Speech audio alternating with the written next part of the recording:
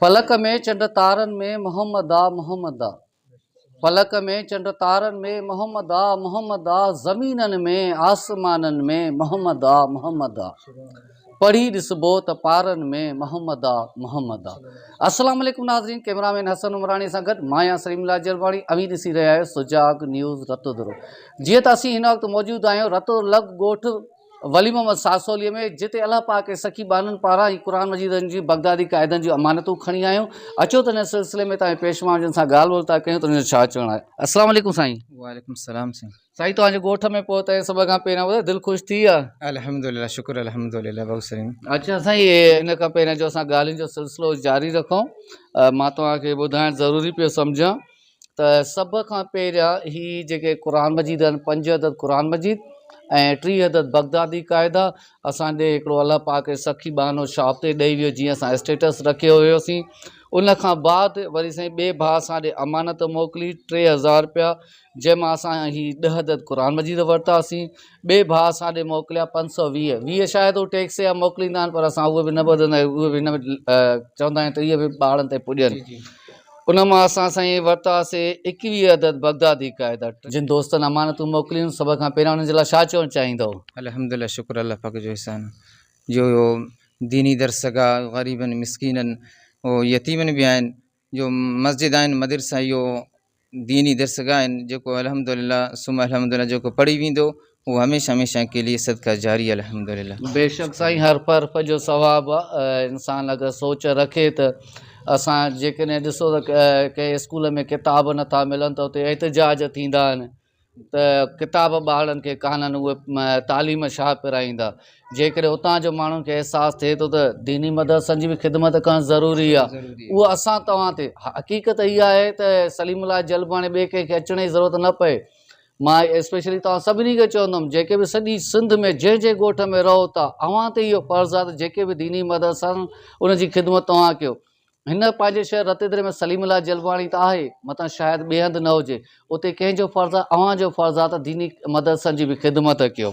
अच्छा साईं, हीअ त तव्हांखे ॿुधायोसीं त जेके जेके दोस्तनि अमानतूं मोकिलियूं हुयूं, इन खां अलावा कोई तव्हांजे मदरसे में काई परेशानी काई तकलीफ़ आहे त मां उहो बि इंशाअल्लाह कोशिशि कंदुसि त पंहिंजे तरफ़ां मसइलो हल करायां। न इंशाअल्लाह ताला इहो आहे, इहो ॿार जेको गर्मी जे मौसम जे हिसाब सां नमाज़ पढ़ंदा आहियूं, तलो जी बि ज़रूरत आहे, पके जो बि ज़रूरत आहे, फ़र्श जो बि ज़रूरत आहे, कुझु न कुझु मस्जिद जो बि आहिनि जेका उहो बि ज़रूरत आहिनि अल्हम्दुलिल्लाह इंशाअल्लाह ताला। अच्छा, इन में छा था सम्झो, जेके प्रोग्राम ॾिसंदा ॻोठ वारा तव्हांजो, हीअ असांजो प्रोग्राम ॾिसी करे मदद कंदा, सहकार कंदा न कंदा?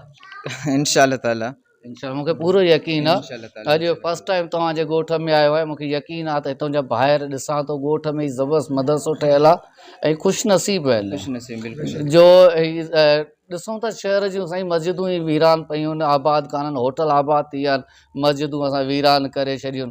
पोइ चवंदा आहियूं त असां ते अज़ाब छो था नाज़िल थियनि। ज़रूरु अलाह जा घर जेकॾहिं गैर आबाद हूंदा त साईं अज़ाब में नाज़िल थींदा। जीअं त तव्हां बचड़नि खे सबक़ु पढ़ाईंदा आहियो, हिते केतिरा ॿार तव्हां दीनी तालीम पिया पिराइनि? 75 छोकिरियूं आहिनि, 50 छोकिरा आहिनि। 50 छोकिरा आहिनि। अच्छा, उन रजिस्ट्रेशन वग़ैरह कंदा आहियो या न हूंदो आहे, बसि जेके ॿार अचनि था दीनी तालीम पिराइनि था बसि सही आहे?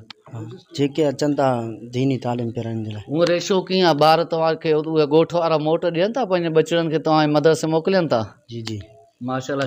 हिननि सभिनी ॿारनि में तव्हां जेके वेठा आहिनि, न्याणियूं हुजनि या छोकिरा हुजनि, उन्हनि में अहिड़ो ॿारु आहे जेको तव्हांखे सभ खां वधीक नज़र अचे त हीउ महिनत थो करे? जी। उन नालो ॿुधायो। शुक्रिया इन देरी मायरा माशाल्लाह आहे अल्हम्दुलिल्लाह। जी जी मायरा पुट केरु आहे? अस्सलाम वालेकुम बाबा।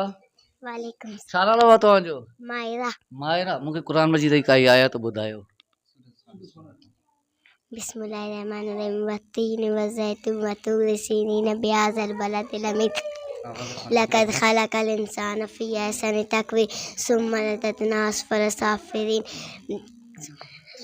इल्ला लज़ीना आमनू व अमिलुस्सॉलिहाति फ़लहुम अज्रुन ग़ैरु ममनून फ़मा युकज़्ज़िबुका बअदु बिद्दीन अलैहिस्सलातु बिल अहकमिल हाकिमीन।